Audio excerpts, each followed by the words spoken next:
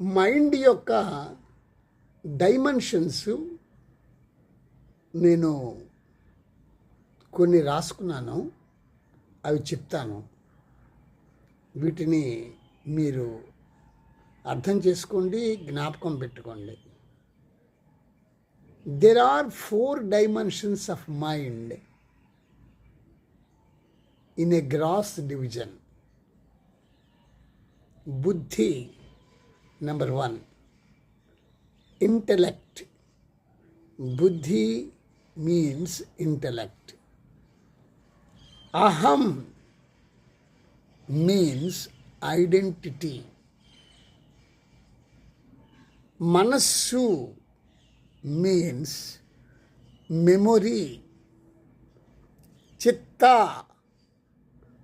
means pure intelligence.